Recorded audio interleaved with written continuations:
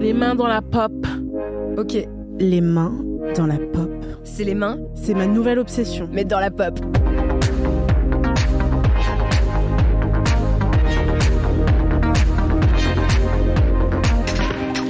Bonjour et bienvenue dans Les mains dans la pop, les amours. C'est toujours Mao Drama et à côté de moi il y a Audrey. Audrey, incroyable et magnifique. On va vous parler de tout, d'actu, de tendance, de décryptage, de pop culture, mais aussi de gloire et déboire des célébrités qu'on aime et qu'on déteste en secret. Vous pouvez lâcher les réseaux, on scrolle pour vous.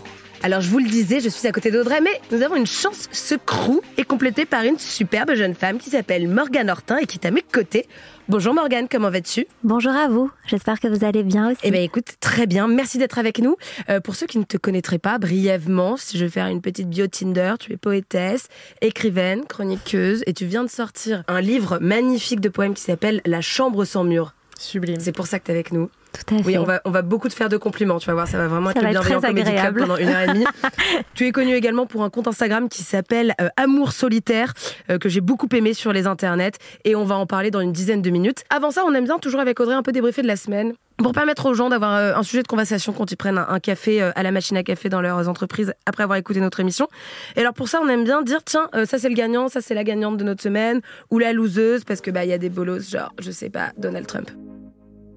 Win ou lose, telle est la question. Quel loser. C'est ma nouvelle. Elle, je l'aime trop. icône. Le gagnant ou le perdant de la semaine. Roulement de tambour. Premier winner de la semaine. Audrey, qui est-ce que tu as choisi ? Alors pour moi, le winner de la semaine, c'est assez étonnant parce que bon, c'est pas forcément quelqu'un qui est très connu. Il s'appelle Marc Perret. C'est le maire de l'Union, près de Toulouse. Et en fait, il a offert à ses employés... Union, c'est une ville ? Oui. Ah, d'accord. Au début, je me disais, c'est quoi ? C'est un Pardon, parti c'est en dehors de politique. Paris. Je suis en mode, ok. Exactement, non, en fait, c'est une ville près de Toulouse, enfin, une commune près de Toulouse. Et il a offert à ses employés une demi-journée de congé payé, sans diminution de salaire. Quand elles ont leurs règles. Non, Ok. alors non, je suis désolée, on n'en est pas encore là.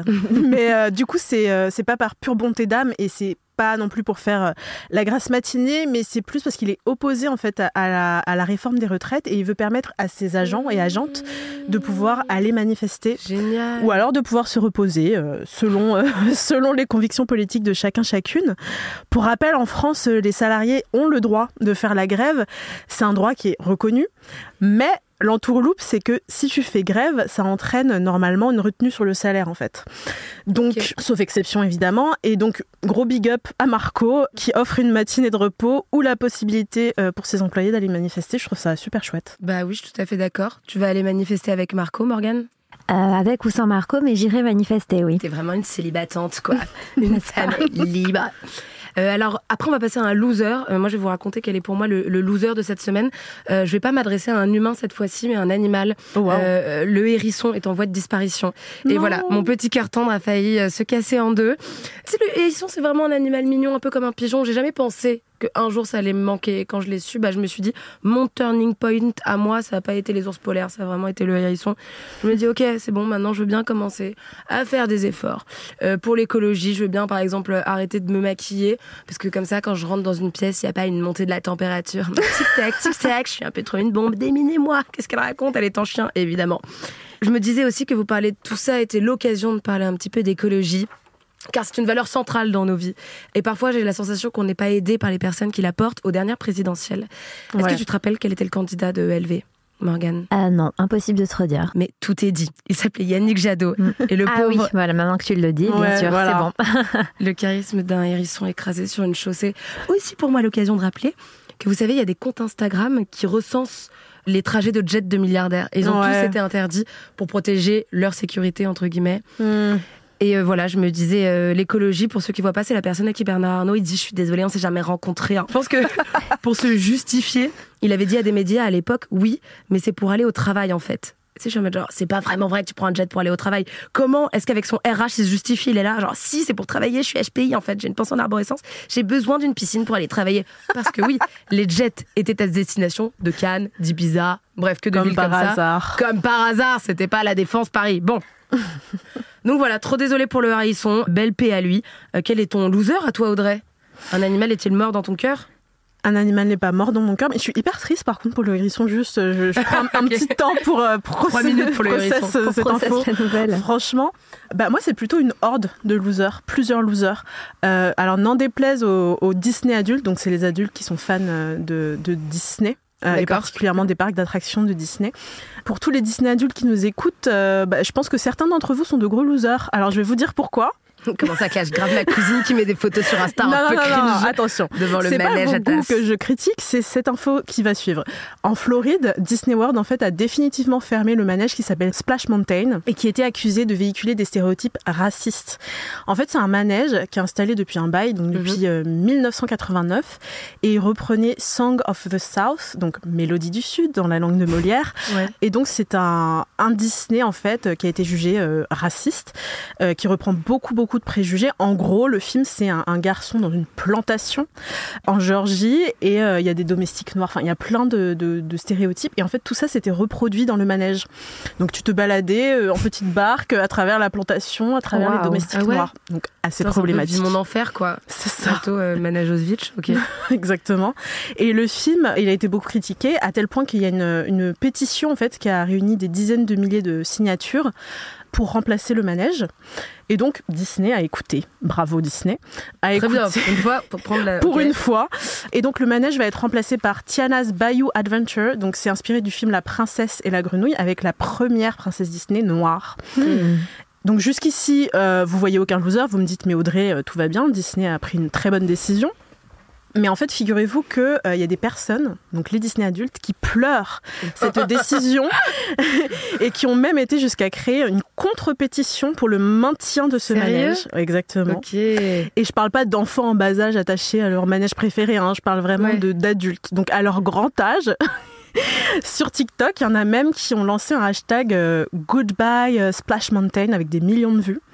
En fait, dans ces vidéos sur TikTok, tu les vois en train de faire 4 heures de queue pour pouvoir une dernière fois monter dans ce manège raciste. Tu as des standing ovations lorsque le manège a été démonté. Mais les États-Unis sont toujours pleins de surprises. C'est ça. Pour, rappelons-le, quand même, un tas de ferraille et de papier mâché offensant.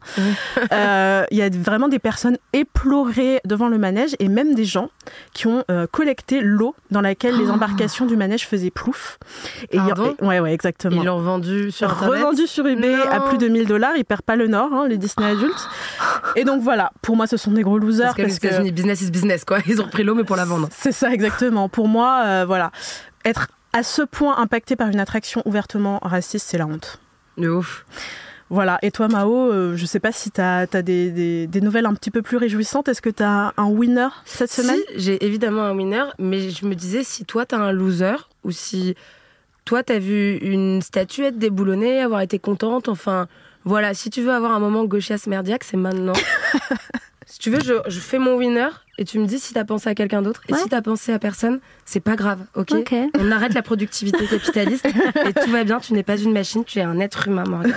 Alors moi, mon winner, ça m'a fait rire qu'on soit un peu sur la même longueur d'onde, ça a à voir aussi avec la retraite, comme par hasard, des blagues de gauche à Nouvelles Écoutes. Il s'agit de Franck Riester, à qui j'avais envie de baisser mon chapeau. Est-ce que c'est une expression qui existe, ça ? Je sais jamais dire les expressions. On casse pas 3 pattes à un ours ? Non, je pense que c'est pas ça. Moi aussi, je mélange toujours les expressions, donc je serais pas d'une grande aide, mais on a compris l'intention. Bon, je voulais les dire. Si mère, merci, en langage 20e arrondissement, qu'est-ce qu'elle raconte ? Bon, Franck Riester est le ministre des Relations au Parlement. Et il a admis le lundi 23 janvier dernier sur le plateau de LCP Public Sénat que la réforme des retraites était injuste envers les femmes. En gros, les calculs avaient été assez mal faits pour construire cette loi et on se rendait compte que lorsque des femmes avaient eu un enfant ou plusieurs, et du coup, elles devaient travailler 4 à 8 mois de plus que les hommes. Évidemment, si vous reportez l'âge légal, elles sont évidemment un peu pénalisées par ce report de l'âge légal. On n'en disconvient absolument pas. Donc les femmes sont pénalisées par... Non, mais elles sont un peu plus impactées.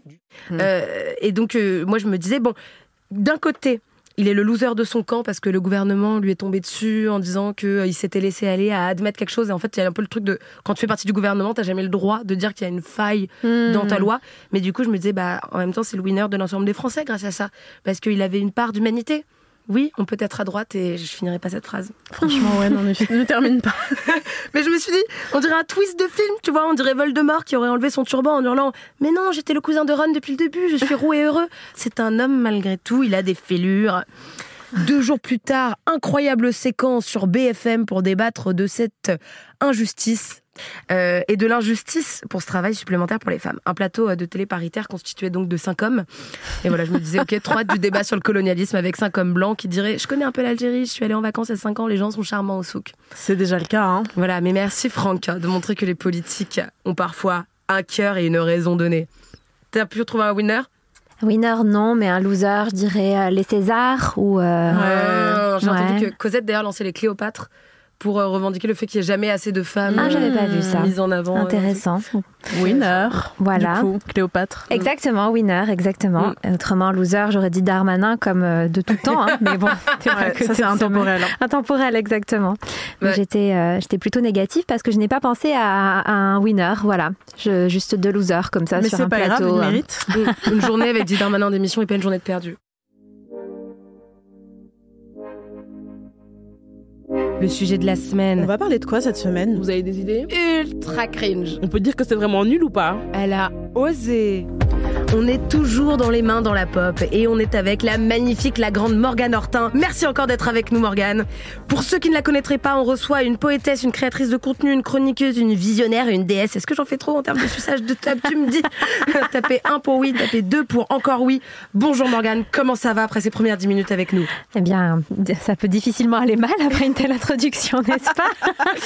Tu es aussi connue sous le pseudonyme Amour Solitaire, un compte Instagram poétique qui recensait des déclarations d'amour sous forme de SMS. D'abord, il me semble que c'était les tiennes de déclarations d'amour. Tout à fait. Et après, tu as invité les gens qui te suivaient à pouvoir te déposer les leurs. Tout à fait. Et les reposter. Et elles sont toutes plus belles les unes que les autres. J'avais envie de faire juste un jeu de mots horrible. Est-ce que vous m'en pardonnez un ? Oui, vas-y. Ouais, après, stop. Hein. Ok. Après avoir lu ton livre, je suis grave Morgane de toi. Tapez 1 pour cringe, tapez 2 pour cringe. Tu sais qu'on me le dit rarement et que ça m'étonne d'ailleurs. C'est vrai ? Ouais, je pensais qu'on me le dirait plus au cours de mon existence, tu vois. C'est vrai que c'est étonnant. Merci de remédier à ça aujourd'hui. Je t'en prie, Cringe Comedy Club, encore une fois, là pour toi.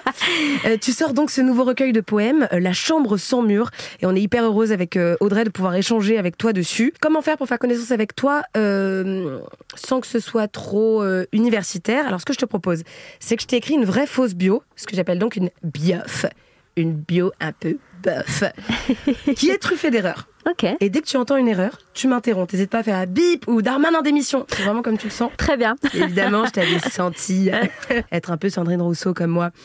Alors, tu es née en 1998. Hop, je sais que je viens de faire une première erreur sur ta date de naissance, mais on n'est pas des connasses ici, on dévoile pas l'âge des gens, car le temps est une invention capitaliste pour mesurer la productivité à cab, et personne n'a à savoir que ton âge commence par 3 et finit par 1.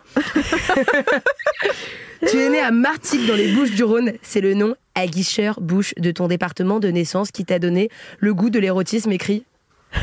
Je t'ai pas dit, j'ai mis je suis un peu débridée. Je croyais que c'était fini les jeux de mots. J'étais également suspendue à ta bouche. Je me demandais où est-ce qu'elle va en venir.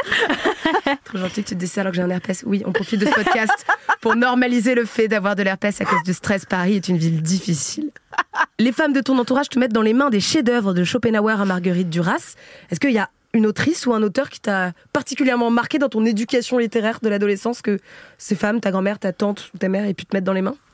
Marguerite Duras, hein, tu l'as dit. Ouais, j'ai commencé vraiment à tomber amoureuse de la littérature avec Marguerite Duras et ça a été une obsession pendant plusieurs années. J'en ai écrit un mémoire, j'ai tout lu.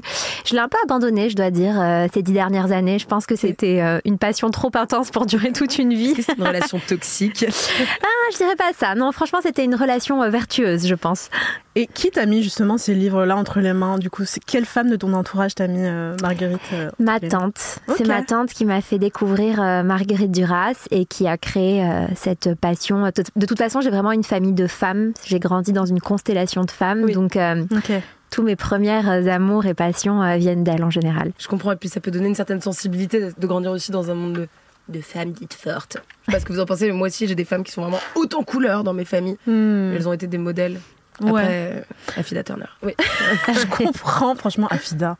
Ouais, forever. Ensuite, tu as fait Hippocane, lettres modernes et management culturel à Poudlard. Lol, encore une erreur. Tu étais à la Sorbonne. Moi aussi, j'étais à la Sorbonne. Moi aussi, lettres modernes. C'est pour ça que je l'ai noté. Est-ce qu'on peut se faire un check à toi ? Ouais. Alumni. Vive l'université gratuite. En 2017, tu crées le compte Insta Amour Solitaire. Tu étais très jeune, du coup, à ce moment-là, tu avais 22, 23 ans. Tout à fait, ouais, exactement. Non, pas du tout. 26, 27. Après, moi, j'ai fait littéraire aussi, j'ai pas fait maths. Je suis en train de faire la soustraction dans ma tête et je me dis, attends, j'avais vraiment 21 ans, mais non, j'ai 31 ans. Ouais. Donc non, effectivement, j'avais 25, 26 ans. Je me suis dit que t'étais quand même proactive et jeune, quoi. Ça m'a marqué de me dire tous les projets que t'as pu faire en continu. Si t'avais un conseil pour arriver à arrêter de procrastiner, ce serait quoi ? Ah oui, s'il te plaît, donne-le-moi. Waouh, je procrastine beaucoup en réalité aussi, mais un conseil, c'est d'arrêter de se trouver des excuses. Juste d'ouvrir l'ordinateur et de s'y mettre. Just do it. Exactement.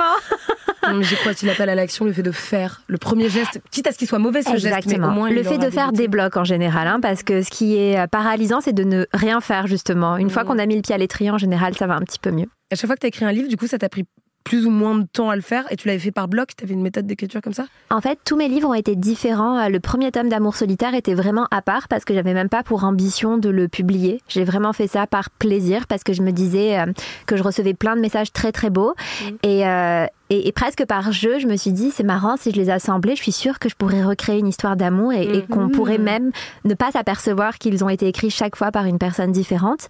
Et donc, c'était vraiment un jeu jusqu'à que je commence à le faire lire à des amis et que tout le monde rentre vraiment dedans. Ouais. Et en fait, j'ai fait ça pendant 1 an. Donc, j'ai vraiment fait à mon rythme. C'était très agréable. Ouais, je le faisais pour moi. J'avais aucune pression. Et quand ça a été fini, je me suis dit, ça pourrait être chouette de le publier. Donc, c'était différent. Le tome 2 d'Amour Solitaire, c'est encore une fois différent parce qu'il était très demandé. Moi, j'avais pas tant que ça envie de le faire parce que j'avais déjà appréhendé cette manière de construire un livre, donc ça m'intéressait moins, j'avais envie d'écrire moi. Mais je l'ai fait parce que je savais que c'était attendu, parce que moi aussi, j'avais aussi envie d'aller au bout de l'histoire et tout ça. Donc là, c'était différent, c'était sur un temps plus court. Ensuite, j'ai fait Le Secret, qui a été vraiment différent parce que la première fois que j'écrivais moi, sur des sujets qui étaient très douloureux, ça a duré 2 ans d'écriture, il y a eu beaucoup d'enquêtes, je suis allée dans ma famille, donc c'était encore différent. Et le dernier, La Chambre sans mur, encore une fois une écriture différente, puisque je l'ai écrit en fait ces 6 dernières années, et que faire un recueil de poèmes, c'est pas comme un roman vraiment où on doit, on change un truc, il faut reprendre tout du début pour voir s'il n'y a pas d'incidence sur le texte, etc. Donc à chaque fois, c'était des rythmes très différents, même des techniques différentes, et en fait, je n'ai pas de technique en réalité. Non. Tout simplement. Ouais, tout simplement. J'essaie d'en trouver au fur et à mesure selon les objets, mais je pense qu'il n'y a pas de règles à suivre particulières. Ça fait du bien d'entendre ça. Ouais, je trouve ça très très bien et très Skyrock de dire qu'il n'y a pas de règles. Exactement. Mais moi, pour la contrôle fric que je suis, je trouve ça un peu inquiétant qu'il n'y ait pas de règles. Parfois, on aimerait qu'on nous dise, ok, alors il faut faire comme ça, comme ça, comme ça. Donc, mais c'est avoir bien. Un mode d'emploi, quoi. Voilà, mais tout est à créer, donc c'est plutôt agréable. Je reprends ta biof, comme tu nous le disais. Donc, en 2017, tu crées le compte Instagram. Ensuite, le premier livre sort, le second. Ensuite, ce livre très personnel que tu as sorti l'année dernière. Une aventure folle aussi par rapport à Amour Solitaire qui s'est pas arrêtée, puisqu'en 2020, le livre est adapté dans une web-série disponible sur YouTube. Tout à fait. YouTube. Ça s'est passé comment ce tournage ? T'as été heureuse de pouvoir... Est-ce que finalement, je me disais, ce compte Insta, il était comme le tronc d'un arbre et puis il y a eu plein de petites branches. Et ça a été une nouvelle branche, une nouvelle aventure qui s'est proposée à toi. Ouais, c'est exactement ça. Franchement, le projet grandit plus vite que ce que moi, je l'imagine. Et c'est ça qui est un peu magique. C'est-à-dire que je suis tout le temps en train de courir après pour le rattraper. Et je suis trop contente que d'une idée simple, je puisse faire plein de choses tellement différentes aujourd'hui et que ça parle à plein de gens différents. Et la série, ça reste en famille en plus, puisque c'est une de mes meilleures amies qui l'a produite et qui a eu l'idée en fait. Quand elle a lu les premiers chapitres du livre, elle m'a dit je vais en faire une série, c'est sûr. Okay. Donc c'est assez fou, tout s'est fait de cette manière-là et c'était bien de le faire avec quelqu'un que je connaissais parce que c'était quand même un peu inquiétant de confier mon propre bébé à quelqu'un d'autre, mais c'était hyper stimulant. J'allais sur le tournage, enfin c'était trop bien.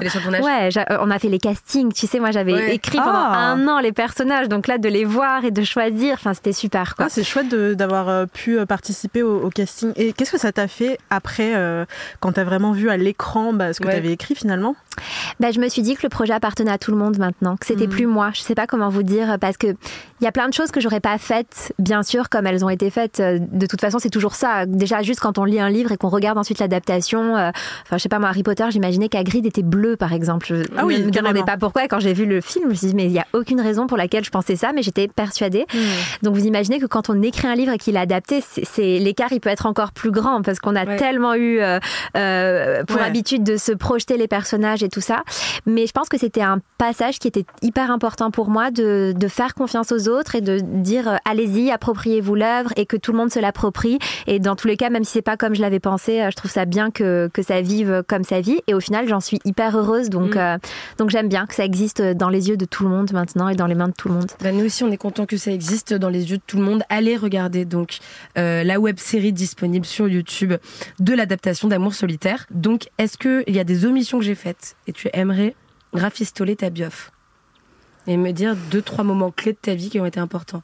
Soit une rencontre amoureuse, soit un bleu qu'on s'est fait un jour en skatant, parce que pourquoi pas.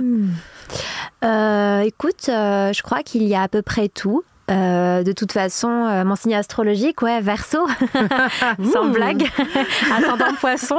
Ah bah voilà, le et potentiel. Lune en Cancer, non? Même pas, figure-toi. Mais de toute façon, après, toute ma vie professionnelle est articulée autour de ma vie intime, donc j'ai presque pas besoin de vous donner trop d'éléments. Je pense que si vous suivez ce que je fais, vous arrivez à comprendre les histoires d'amour qui réussissent, qui échouent, l'histoire de famille, comment elle se développe. Donc c'est ça qui est intéressant. Tout est très entremêlé dans ce que je fais.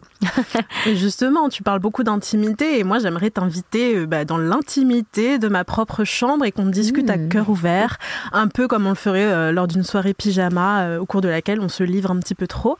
Alors installe-toi confortablement, fais comme si on était vraiment dans une chambre, on était tous en pyjama pilou-pilou et qu'on était vautrés dans un matelas douillet et livrons-nous.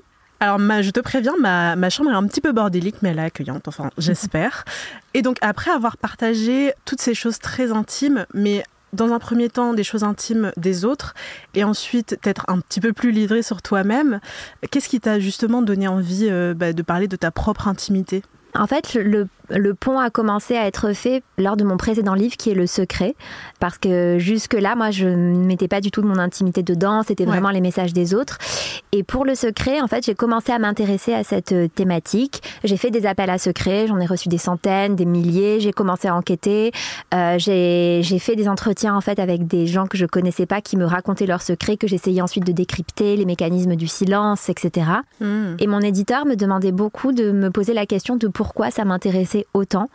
Et donc moi je lui répondais mais parce que le silence est politique, parce que j'ai envie de comprendre pourquoi est-ce qu'on se tait, qu'est-ce que ça change dans nos relations de se taire.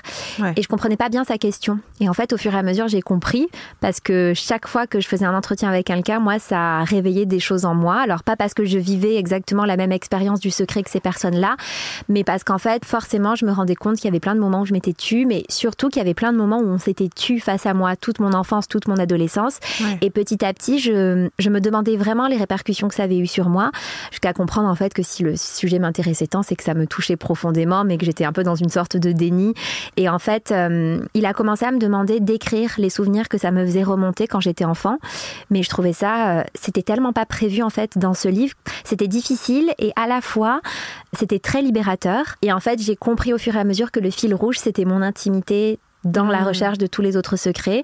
Mais ça a été un long processus de 2 ans d'acceptation. Et en fait, c'est à la fin que j'ai beaucoup écrit ce fil rouge de moi dans toute cette enquête et que je suis allée dans ma famille et que j'ai enquêté dans ma propre famille et que j'ai compris en fait pourquoi ce sujet m'intéressait tant et peut-être que j'avais besoin aussi de prendre de la force en faisant témoigner des personnes que je connaissais pas pour en avoir suffisamment pour aller parler aux femmes qui m'entouraient, avec qui j'avais grandi. Ça a été thérapeutique de faire toute cette enquête? Ouais, c'est ce que j'avais demandé.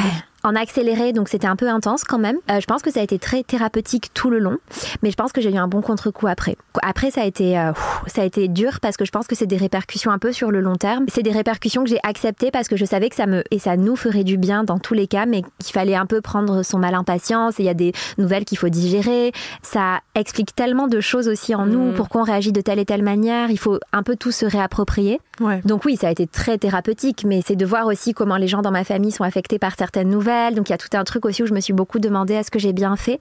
Maintenant, je sais que j'ai bien fait, mais c'était quand même beaucoup de choses à remuer. Et parfois, on se dit, on le fait parce que nous, on en a besoin. En tout cas, nous, on est des générations, j'ai l'impression qu'on a besoin de savoir, on a besoin de comprendre. C'est peut-être pas forcément la génération de mes parents, en tout cas. Donc, c'était aussi imposer ça à ma mère. Il n'y a pas de tabou de psychologie, il n'y a pas de automédication et tout. Ça, c'est très tabou. Ouais, c'est très tabou, donc on n'a pas les mêmes approches, mais aujourd'hui, je suis contente. Je sais que ça a fait du bien à tout le monde maintenant, 1 an après sa sortie, mais je mentirais si je vous disais que je suis pas toujours dans un truc de process de tout ce qui a été découvert, d'arriver à trier les choses et tout ça. Et en fait, je pense que le secret a fait un pont vers mon recueil de poésie, que j'avais pas forcément prévu en fait, mais j'ai passé une année difficile l'année dernière où j'ai pas trop écrit. Et quand j'ai commencé à réécrire, c'était sous forme de poèmes très courts. Et en fait, naturellement, je me suis dit que c'était le temps, en fait, de publier mes poésies, que ça fermait un cycle, que ça avait été écrit ces 6 dernières années, que ces 6 dernières années devaient se fermer. Donc c'était aussi un peu cathartique de faire ça et symbolique de dire c'est bon, c'est dans un livre, on peut passer à autre chose. D'ailleurs, tu as produit beaucoup de livres, enfin 2020, 2021, là 2022. Tu en fais un pour cette année ou là, justement, quand tu dis le cycle se termine, il n'y en a plus pour longtemps? Oh non, j'ai envie d'écrire des livres, j'en ferai d'autres, mais pour l'instant, je sais pas trop. Là, pour l'instant, je profite de la naissance de celui-ci. Je comprends. Et donc, ton ouvrage s'appelle La chambre sans mur. Et donc, si elle n'a pas de mur, cette chambre, qu'est-ce qu'elle a? Qu'est-ce qui remplace ces murs? Alors, quand je pense à cette chambre sans mur, c'est pour moi comme un lit suspendu dans une forêt. Un lit à baldaquin suspendu dans une forêt. C'est l'image que j'en ai.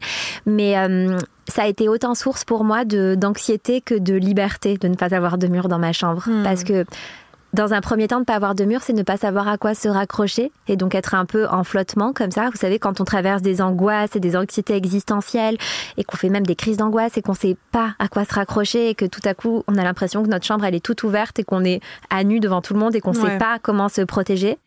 Et au fur et à mesure, je pense que la chambre sans mur, c'est devenu positif pour moi. C'était vraiment un signe de liberté, de pouvoir voir l'horizon et de voir plus loin justement que les murs qui m'entouraient, quoi. Je comprends. Et est-ce que du coup, tu penses que c'est un famage, donc un hommage à la chambre à soi de Virginia Woolf? Bah, tout à fait, ouais, tout à fait, exactement, complètement. Et c'était une réappropriation de mon espace. Et tout le livre parle justement de comment exister par soi, comment reprendre de la puissance en soi, comment guérir en soi aussi. Et je pense que travailler sur la chambre, c'est là où j'ai tout fait en fait, où j'ai essayé de reprendre le pouvoir, où j'ai essayé de reprendre le pouvoir sur moi-même, sur mon histoire, sur ce que je ressentais, sur mes émotions. Et bien sûr que c'est en lien avec Virginia. Ok, j'avais flairé. Et c'est quoi pour toi une chambre idéale du coup? Pour moi, une chambre idéale, c'est juste un immense matelas. Tu vois, moi, je rêverais d'avoir une chambre où, en fait, quand tu ouvres la porte, tu dois te mettre à genoux tout de suite sur le matelas. Il n'y a même pas un espace pour rester debout, tu vois. Un matelas de 20 mètres carrés, j'adorerais. Ce serait mon rêve, vraiment, pour dormir dans tous les sens, qu'on puisse dormir à plein. Donc voilà, c'est ça pour moi, la chambre parfaite. Sounds nice. Et toi, Mao? Ma chambre idéale... je l'ai déjà, je vis que dans 12 mètres carrés, mais dans ma tête, j'ai une vraie chambre de princesse à Paris. J'ai un lit à baldaquin d'ailleurs. Comme j'ai des colombages, j'ai pas de cuisine, mais j'ai 3 miroirs baroques,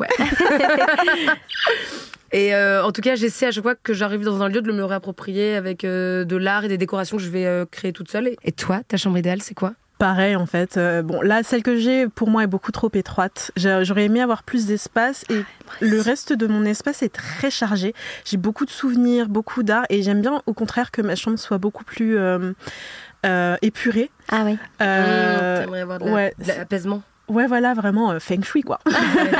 Très minimaliste, très douillette, avec contrairement au reste de tout mon appartement.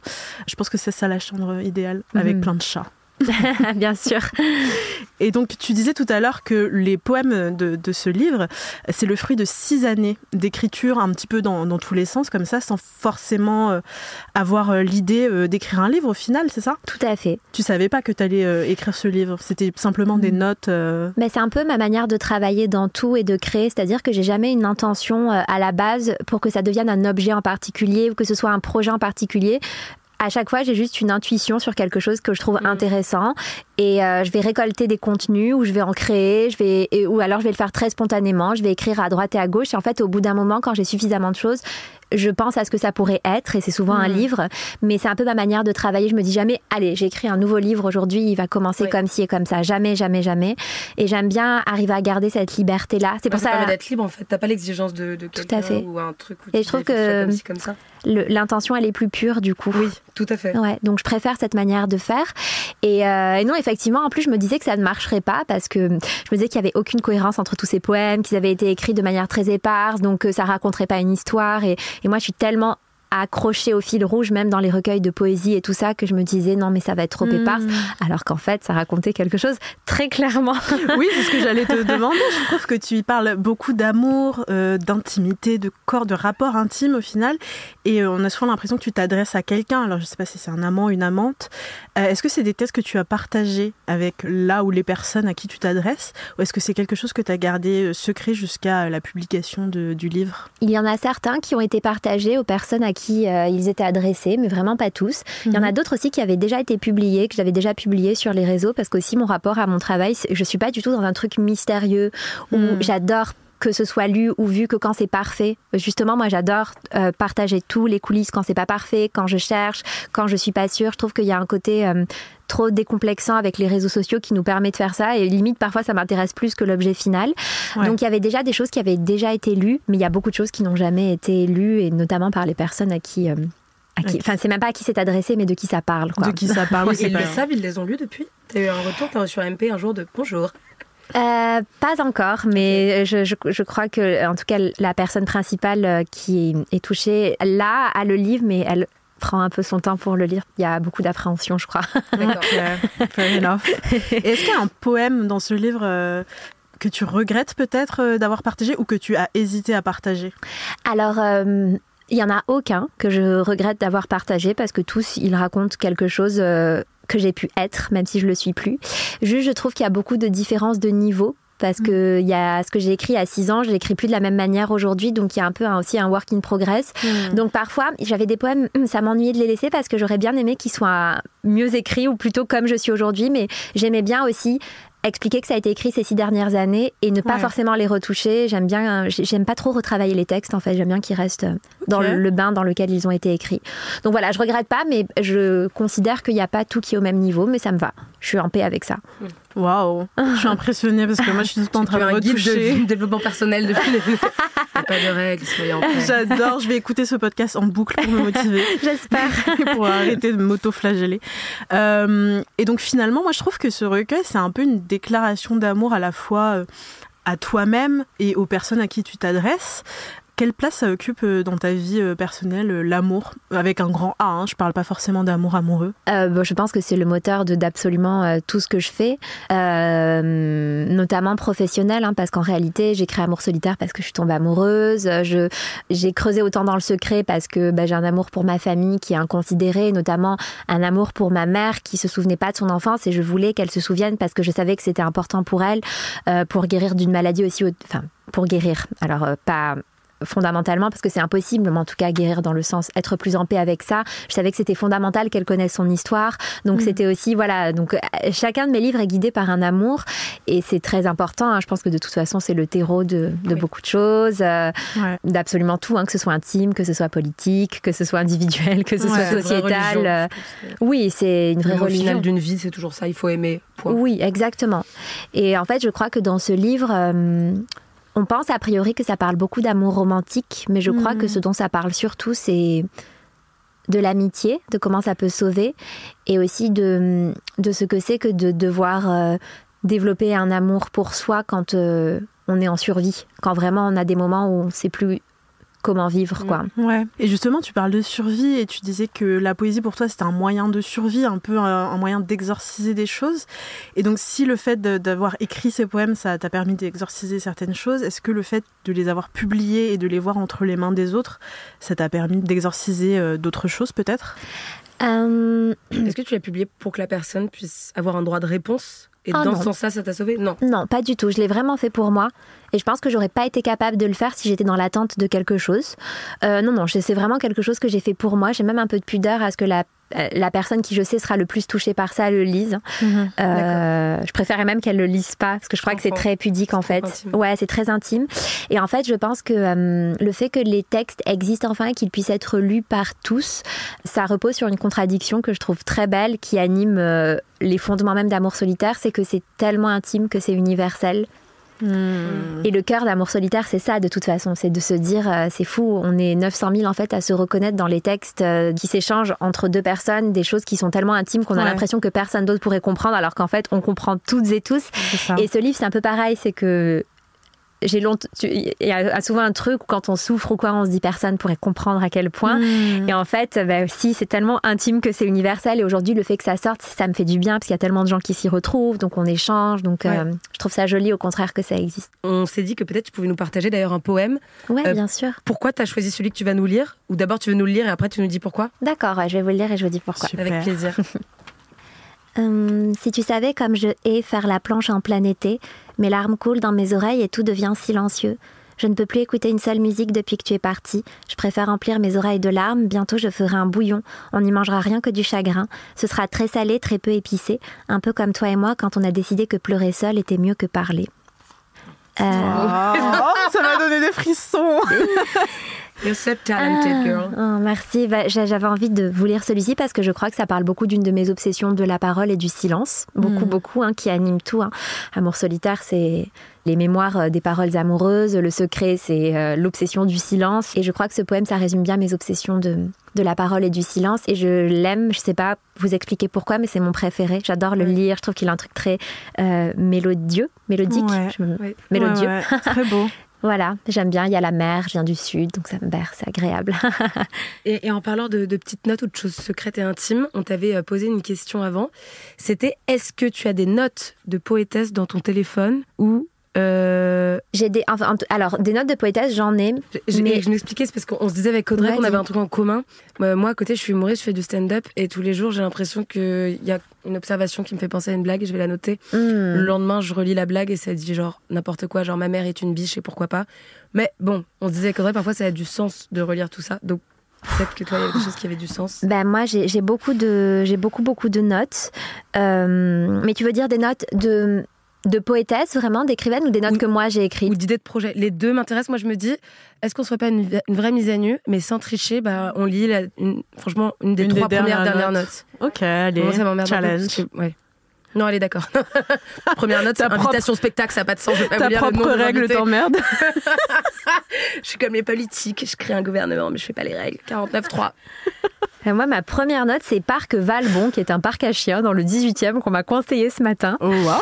Et ma deuxième note, c'est des choses que j'ai commencé à écrire et que j'ai pas fini. Mais j'ai commencé à écrire « Les territoires que j'habite sont faits de silence, d'amertume et de sang. Je danse avec le diable chaque fois que tu m'écris. Je déclare la guerre à mes ennemis chaque fois que tu m'oublies. » Waouh. Et il y a cette obsession du silence de nouveau, quoi. C'est vraiment une des... Je suis obsédée, quoi. C'est vraiment terrible. Ouais, mes notes ne sont pas aussi mélodiques. PQ, carotte, coton. Vas-y, dis toute ta dernière note. En fait, moi, ma dernière note que j'ai mise à jour, c'est... je prends souvent en note mes rêves. Et du coup, un de mes derniers rêves, c'est je suis en haut d'un immeuble sur une terrasse, je vois la version de moi-même du passé avec les cheveux longs, qui est mise à l'écart par un groupe tout en bas. Oh. J'exprime ma compassion. Une amie à côté de moi se jette de l'immeuble. Ça devient très intense. C'est hyper intense. Ensuite, ça part sur un tout autre registre. Je dois prendre soin d'un vivarium avec un serpent, une grenouille et une tortue. J'essaye d'arranger leur espace, de mettre de l'eau, des cailloux. Feng shui, toujours. C'est ça, exactement, minimaliste. Je m'occupe davantage de la grenouille sans faire exprès. Je mets le serpent et il manque de les manger. La tortue meurt, asséchée. Ils sont quand même très symboliques, tes rêves. Hein. Oui. Le premier, surtout, c'est quand même... ça mériterait d'être analysé. T'inquiète, c'est en train de se faire. Hospitalisable, mais médicamentable, mademoiselle. C'est le cas, y a pas de souci. Moi, c'est chiant, je vois juste que j'ai marqué « Qu'est-ce que c'est qu'être une drama queen ? L'extravagance. J'ai toujours vu les choses en grand. Ma mère s'est mariée 3 fois, je compte le faire 4 fois. » Waouh. J'ai donc des ambitions très grandes. J'adore. Merci en tout cas, Morgane, d'avoir été avec nous, d'avoir partagé toute cette expérience de ton travail de poétesse qui est sublime. Merci beaucoup. Et on passe à la suite. Merci. Aïe, oula, le feu ça brûle. Ça me fascine. Au bûcher. Ok. Ding dong, c'est la sorcière. N'importe quoi. C'est l'heure de la rôtisserie. Il est temps de passer au grill si vous avez été vilain ou vilaine. J'irai brûler en enfer avec vous aussi, vu toutes les flammes que je vais cracher dans cette chronique. Alors Mao, tu vas t'attaquer à qui aujourd'hui ? Alors, je rôtis Mark Zuckerberg, je rôtis les réseaux sociaux, je rôtis les algorithmes. Oui, j'ai voulu faire un j'accuse, mais voilà, chacun a son courage et son époque. Je voulais m'intéresser aux algorithmes qui poussent les multinationales à débrider la liberté d'expression, quitte à laisser les tyrans, les masculinistes, les méchants Oui, j'ai pas peur d'utiliser des grands mots qui dénoncent. Les très méchants déversaient leur torrent de merde et de haine sur nos fils d'actualité. Je m'explique, le 25 janvier dernier, le groupe Meta, propriété de Mark Zuckerberg, a autorisé Donald Trump à reprendre ses comptes. Ce que je trouve dramatique pour plein de raisons, parce que ça va renforcer des bulles algorithmiques. Tu sais, les bulles algorithmiques, c'est ce qui t'enferme dans des publications qui te ressemblent, et du coup, tu n'es plus jamais en lien avec autre chose que toi-même. Moi, par exemple, je vis dans un monde rempli de vidéos d'Affida Turner qui donnent des conseils philosophiques comme « I'm a motherfucking star » ou de tweets de Sandrine Rousseau. Et là, juste à chaque fois, je dis « c'est vrai, j'aimerais trop que ce soit ma mère imaginaire ». Dans mon cas, je pense que ce sont des influences positives, particulièrement les lives de Maïva Guénam. Je rigole pas, on ne sait pas. Mais si tu t'es réveillé un matin rempli de frustration, de sentiments de déclassement et d'une faible estime de toi, et ben ton feed il va être rempli de conseils de séduction de Michael Vendetta. Je sais pas si vous vous rappelez de ce mec qui avait des chaussures à bout carré et qui disait fais du sport. Où tu vas te retrouver avec des vidéos de gars qui sont en mode tu veux être millionnaire et avoir plein de voitures comme moi. La question elle est vite répondue. Enfin voilà. Et il y a aussi plein de tweets de haine, de tweets de fake news et de masculinisme bien plus grave qui se cachent derrière ces apparentes petites vidéos pseudo-rigolotes de teubés. Et savez-vous qui combine toutes ces caractéristiques ? Personne n'a écrit la chronique avec moi, je suis hyper frustrée. Donald Trump. Ah bah bien sûr. Donald Trump qui reprend son compte, je me dis c'est absurde, c'est un mec, on sait déjà tout de lui. S'il avait un portrait chinois, on lui dirait « Et monsieur, si vous étiez un fromage ?» Il répondrait « Je suis un pistolet calibre 9 mm. » Et si tu étais un article de la Constitution, il dirait « Attrapez-la by the pussy ». Bon voilà, il n'y a rien d'étonnant, mais tu sais que t'auras que de la merde en retour si tu lis. C'est pas une bonne influence. Il fait vraiment partie des gens qui rendent la planète pire. Le meilleur allié de Trump, c'est Elon Musk. Et ça parle de soi, Elon Musk. Je le soupçonne d'avoir acheté Twitter juste pour faire une passe à son pote et lui permettre de récupérer ses comptes. D'ailleurs, je suis allée ce matin du coup sur le compte d'Elon Musk pour voir ce qu'il avait tweeté. Et ben tous ces derniers tweets, c'est pour dire que non, la Russie n'a pas eu d'interférence avec l'élection de Donald Trump, alors que ça a été prouvé 1000 fois, notamment par une enquête. Donc, ce n'est pas du tout anodin et innocent d'avoir des mecs comme ça qui tweetent à longueur de journée. Une fois tombé dans une bulle, l'esprit critique ne peut pas exister parce que tu n'es jamais confronté à quelque chose que toi-même. Facebook, c'est maintenant le principal distributeur d'informations. Avant, si tu achetais Le Monde chez ton kiosquier, tu étais confronté autant à une tribune de Mitterrand qu'à un article sur Chirac. Et donc tu pouvais entendre l'un dire oui, oui, et l'autre non, non, et rentrer chez toi et te dire bah oui, mais non. Et du coup, créer ton esprit critique. Alors, le public doit pouvoir entendre ce que les personnalités politiques disent afin de pouvoir faire des choix éclairés. Ça, c'est ce qu'a justifié Nick Clegg, le responsable des affaires internationales de Meta. J'ai envie de dire au bûcher, Nick. Le public n'a pas besoin de tout entendre. Moi, parfois, je dis des phrases comme Christine Boutin, c'est un peu une Dalida, mais de droite. Non, tu vois, ça n'a pas de sens. Ouais, non, on n'a pas besoin. Personne n'a besoin de l'entendre. Donc, je pense pas que tout ce que Trump dit a besoin d'être entendu. Il a été aussi estimé que le risque pour la sécurité publique avait suffisamment diminué pour laisser Donald Trump revenir. Ce Bien qui sûr. Est faux. Faut se rappeler que si on lui a enlevé tous ses comptes, c'est parce que le 6 janvier 2021 dernier, il a permis l'envahissement du Capitole, Juste. Ce qui a mis en péril une démocratie très importante, ce qui a des conséquences encore aujourd'hui, puisqu'il y a 3 semaines, la place des 3 pouvoirs à Brasilia a été envahie. Donc en fait, te rendre compte que le champ des possibles n'est pas impossible et possible, bah voilà, cette phrase n'a pas beaucoup de sens, mais c'est pour dire faisons attention aux méchants. Et puis moi, j'ai pas envie de faire confiance à quelqu'un qui a un fond de teint orange. C'est une question de principe. Et quand je vois Trump, je me dis une perruque si laide alors qu'il a beaucoup d'argent, ça me va pas du tout. Si t'essaies d'être drag queen, fais-le à donf. Vraiment, montre-moi un look, quoi. Bon. Donald Trump, le gars le plus lourd des G8, le Jean-Claude Duss de la politique en carton, sera bien candidat, sachez-le, en 2024. Or, Trump a besoin de fonds pour faire sa campagne et c'est pour ça qu'il a besoin de Facebook. Donc ce n'est pas du tout pour une question de liberté d'expression, c'est pour une question de liberté de montée de fond. Et donc j'accuse Meta d'être coupable de faire monter la haine dans le monde et d'être méchant. Zuckerberg au bûcher. Tchou-tchou, le train t'attend, il faut que tu prennes ton billet pour la première classe. Morgane ou Audrey, à chaque fois que je mets quelqu'un à la rôtisserie, j'aime bien imaginer qu'on a le droit à une défense. Si vous vouliez vous faire avocat du diable, qu'est-ce que vous feriez ? Je pense que Morgane, je vais t'épargner. Merci. Je vais pas te laisser être l'avocat du diable de Trump. Ce serait quand même vraiment pas très accueillant. Hyper dur. Pour notre première invitée. Mais en tout cas, moi, je tiens à roaster Mao. Ah bon ? Qui chaque semaine m'incite à défendre les pires personnes de la Terre. Ah oui, c'est vrai. Juste après les avoir descendus avec des arguments en béton que je partage en plus. Donc, il y a pas trop de justice là-dedans, je trouve. Je me sens un peu comme Eleanor Laws, l'avocate maléfique de tous les incels. Oui, dont on a parlé la semaine dernière. Exactement, et je comprends mieux pourquoi la dame préfère fuir les caméras et se terrer dans un petit trou de honte. Bon, ok, puisque Mao tient un couteau métaphorique sous ma gorge, je vais me lancer. S'il vous plaît, ne portez pas plainte, je n'ai vraiment pas menacé physiquement Audrey. J'ai dit métaphorique. Je vais pas vous mentir en vous pondant des arguments fallacieux pour défendre l'indéfendable. Le retour de Trump sur les réseaux sociaux, pour moi, c'est vraiment catastrophique. Ça me donne envie de chialer. Et le fait que Meta pense que l'avoir mis au coin pendant un petit moment, ça suffit, c'est inacceptable. Mais que serait Meta sans ce genre de polémique, sans des Trump, des Elon Musk, des Andrew Tate qui vomissent des punchlines dangereuses, agressives et insensées à longueur de journée ? Pour moi, en fait, ce genre de personnage, c'est le beurre d'entreprises comme Meta, qui se délectent un peu du trafic, des republications et du bruit que ça soulève. Et puis Meta, c'est pas non plus une entreprise de bisounours qui œuvre pour le bien de tous. On parle quand même d'une entreprise qui censure des féministes, qui censure les personnes trans, les personnes racisées, qui se contente au contraire de taper sur les doigts de personnes, pour le coup, très dangereuses, de groupes et d'entités racistes, transphobes et misogynes. Alors, pour moi, Meta reste fidèle à elle-même, authentique, entière. Elle reste au service des méchants comme elle en a toujours eu l'habitude et elle sert son propre intérêt au fond. Business is business et tant pis pour l'intégrité. Absolument, t'as raison. Meta serait un bon personnage de télé-réalité. Merci Audrey d'avoir défendu cette personne. De rien. C'est quoi ta reco ? Whatever. Franchement, c'est vraiment hyper niche. Je l'ai vu sur Twitter. J'ai pas envie d'être méchante. Mais j'adore. C'est l'heure de la reco intello. Pour vous, j'ai épluché les programmations des musées, j'ai chiné les dernières sorties de bouquins et j'ai même passé en revue la liste des événements sur Facebook, c'est pour dire. Tout ça pour vous pondre une reco culturelle que même votre pote le plus artsy ne connaît pas. Alors, moi, du coup, je vais vous parler de l'expo qui a lieu au Centre Pompidou à Paris et qui s'appelle Décadrage colonial et qui est gratuite. Alors, j'ai eu l'idée d'y aller grâce à ma très chère amie Adeline Rapon, qui est photographe et qui fait souvent des recos culturels sur son compte Instagram. Suivez-la. Et donc, cette expo, elle est là depuis le 7 novembre, mais bon, voilà. J'en ai eu vent que maintenant.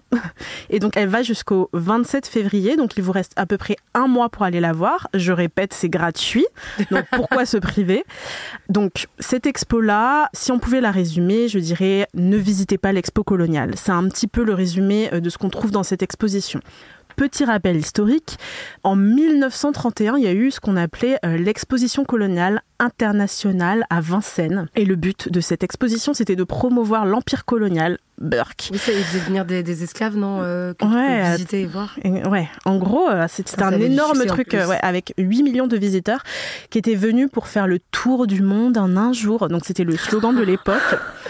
Ouais, vous ne rêvez pas. Donc c'était 110 hectares avec des cases indigènes, des villages soudanais, des pavillons de l'Algérie, de la Guadeloupe, du Cameroun et du Togo, une savane africaine et même un musée des colonies avec un aquarium tropical et une petite salle des fêtes, sûrement pour célébrer l'asservissement de tous ces peuples. Le pire dans tout ça, c'est que il y avait des villages reconstitués où on obligeait en fait des personnes arrachées de tous les pays d'Afrique.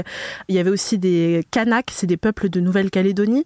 On les obligeait à se mettre en scène en fait dans des décors exotiques devant des millions de spectateurs et de visiteurs, donc en fait des zoos humains à ciel ouvert.